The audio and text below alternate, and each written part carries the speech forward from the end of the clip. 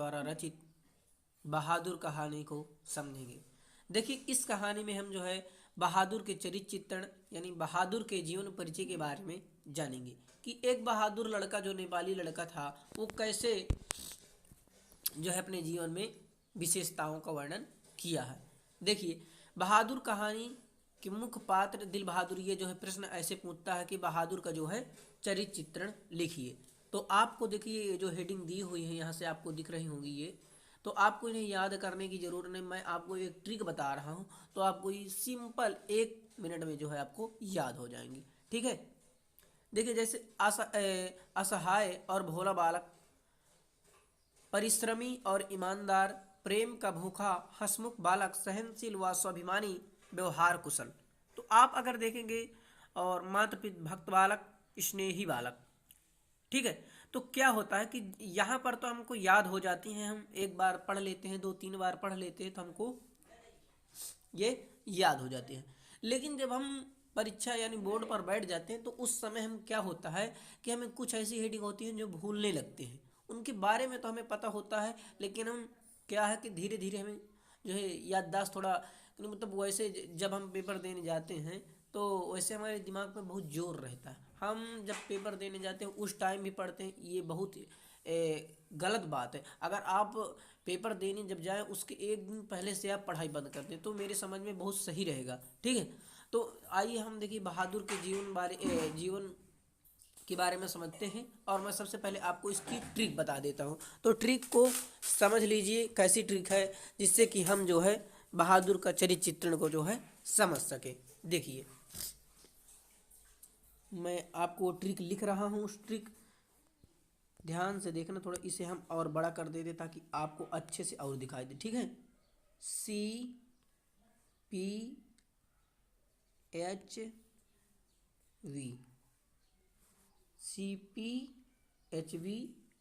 SME। ठीक है, आप मैं जिस प्रकार आपको बता रहा हूँ उस प्रकार आप इसे 2-3-4 बार, अगर मैं आपसे पूछूं कि बहादुर का चरित्र चित्रण के बारे में बताओ तो आपको क्या बताना है? CPHV क्या बताना है? CPHV SME कम कहने मतलब 10 बार आप इसे एक बार पढ़ लीजिए, जब आपको याद हो जाए तब मुझे बताना। जैसे कि CPHVSME। ठीक है, CPHVSME याद हो गया। आप देखिए समझते हैं, सी से हमारा हो गया, क्या हो गया?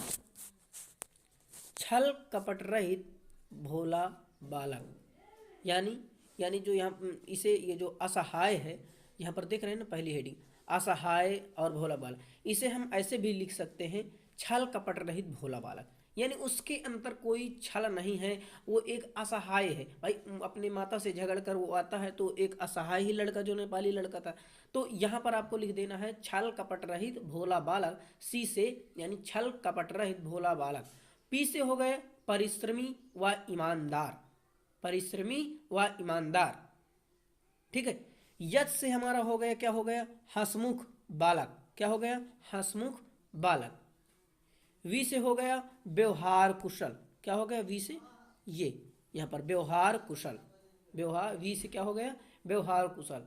यस से हो गया, यस से क्या हो गया देख लीजिए, तो आपका जो है यस से हो गया स्नेही बालक। क्या हो गया? स्नेही बालक। इसे मैं थोड़ा मिटा देता हूँ ताकि आपको समझने में जो है कोई दिक्कत ना हो। ठीक है, मैं फिर एक एक जैसे वो हेडिंग दी हुई है उन्हीं के अंतर्गत मैं इन नामों को लिख दूंगा तो आपको समझने में थोड़ी आसानी होगी। बात समझ रहे? देखिए इसे हटा देते हैं।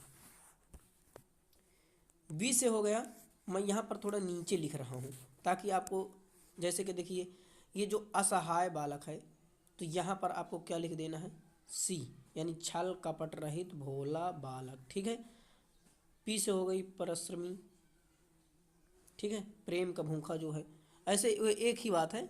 और यहाँ देखिए थोड़ा मैं इसे हटा देता हूँ। अब देखिए यहाँ पर मैं इसको पूरा लिख देता हूँ, CPHVSME।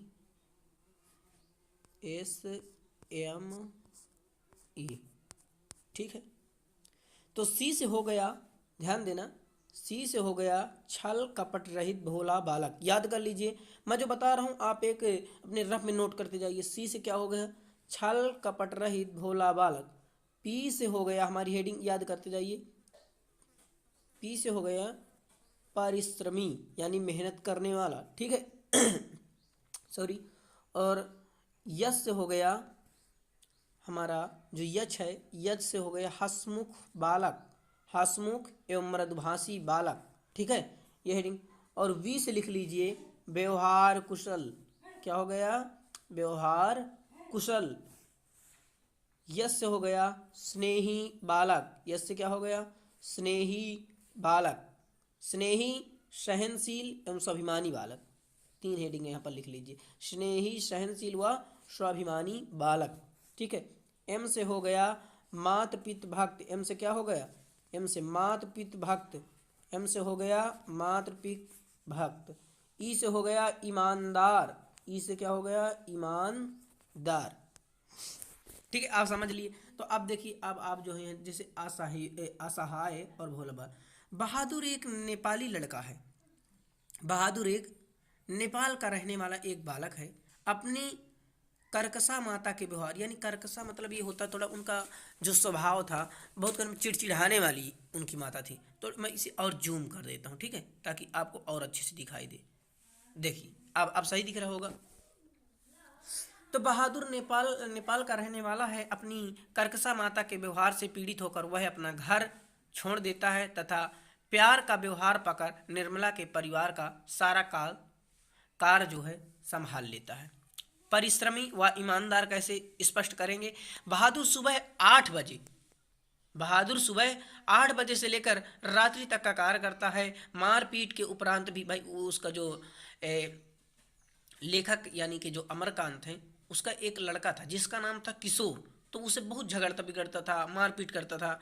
और उसकी फिर जो ये यानी जो निर्मला थी, ये भी गांव वालों के कहने पर उसे मारने लगी थी। तो रात्रि तक का कार्य जो है करता था। मारपीट के उपरांत भी वह दिल लगाकर कार्य करता था। वह चोरी नहीं करता था, वो जो दिल बहादुर था वह चोरी नहीं करता था। फिर भी झूठे इल्जाम पर मार खाता है। प्रेम का भूखा, मात्र प्रेम व स्नेह के व्यवहार का भूखा है जो उसे अपने घर नहीं मिला।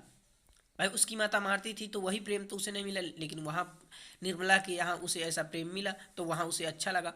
वह प्रेम शुरू में निर्मला के परिवार से उसे मिलता है, मगर जब निर्मला भी उसके प्रति अच्छा व्यवहार नहीं करती तब वह घर छोड़ देता है। हंसमुख बालक, बहादुर एक भोला और हंसमुख बालक है। वह हर बात को हंसकर कहता है। बच्चों के पूछने पर अपना नाम दिल बहादुर बताकर हंसने लगता है। मालिक के साथ भी बात कहकर हंसता रहता है। मार खाने के बाद भी वह नाराज नहीं होता और शीघ्र ही पूर्व स्थिति में वही यानी कार्य जो पहले करता था उसी कार्य में लग जाता था। सहनशील व स्वाभिमानी, बहादुर बहुत सहनशील लड़का है। वह सभी की डांट गाली मारपीट सब कुछ सहन कर पाता है और कोई प्रतिरोध नहीं करता, परंतु अपने स्वर्गवासी पिता को गाली दिए जाने पर जब यानी अमरकांत यानी लेखक जो है उसके लड़का का क्या नाम था, किशोर, उसने कहा था सुअर का बच्चा, ठीक है, तब उसको यानी जो अपमान महसूस हुआ पिता को, यानी सुअर का बच्चा, यानी उसको ये गाली जो है उसके पिता से संबंधित थी। तो वो जो है फिर जो है घर त्यागने का निश्चय कर लिया। बहादुर बहुत सहनशील व सभी की डांट गाली मारपीट सब कुछ सहन करता था, कोई प्रतिरोध नहीं करता था। अपने स्वर्गवासी पिता को गाली दिए जाने पर उसका स्वाभिमान जाग जाता है। चोरी के झूठे आरोप से उसके मन को असहनीय ठेस पहुंचती है और वह अपना सामान अर्जित पारिश्रमिक तक वही छोड़कर चला आता है। यानी जो उसका सामान था वो भी वो अपने साथ नहीं ले जाता, वहीं पर छोड़कर बहादुर जो है चला आता है। व्यवहार में कुशल, बहादुर एक व्यवहार कुशल बालक है। सभी के प्रति उसका व्यवहार बहुत मृदु है। इसी गुण के कारण वह घर के सभी सदस्यों पर जादू का सा प्रभाव डाल देता है। इतना ही नहीं, मोहल्ले के बच्चे भी उसके व्यवहार से मोहित हो जाते हैं। मातृप्रीत भक्त बालक, बहादुर का हृदय मातृप्रीत भक्ति की भावना से ओतप्रोत है। उसकी माँ उसे मारती थी और उसकी उपेक्षा करती थी, इसलिए वह घर से भाग आया। वह घर वापस भी नहीं जाना चाहता, लेकिन अपने वेतन के रुपए अपनी माँ के पास भेजना चाहता है। वह कहता है, माँ बाप का कर्जा तो जन्म जन्म भर भरा जाता है। स्नेही बालक, निर्मला बहादुर के खाने और नाश्ते का बहुत ध्यान रखती है। बहादुर को उनमें अपनी माँ की छवि दिखाई देती है। निर्मला की तबीयत खराब होने पर यदि वह उसे काम करते देखता तो कहता, माता जी मेहनत ना करो, तकलीफ बढ़ जाएगा। दवा खाने का समय होते ही वह दवाई का डिब्बा लाकर उसके सामने रख देता। इस प्रकार बहादुर एक सच्चा, ईमानदार, सहनशील, स्वाभिमानी, व्यवहार कुशल बालक और स्नेही बालक है। अपने इन्हीं गुणों के कारण वह सबके मन को बरबस ही आकर्षित कर लेता है। पाठक उसे चाहते हुए भी भूल नहीं सकता। यही है दोस्तों बहादुर की कहानी की जो है कथा सर। और आप इसे जो एक एक हेडिंग है याद कर लीजिए, क्योंकि बहादुर का जो है चरित्र चित्रण हर बार पूछता है। वेरी वेरी इंपॉर्टेंट जो बहादुर का चरित्र चित्रण है, तो आप इसे याद कर कर ही जब बोर्ड परीक्षा में बैठने जाएं तो इसे याद अवश्य कर लें। जय हिंद, वंदे मातरम।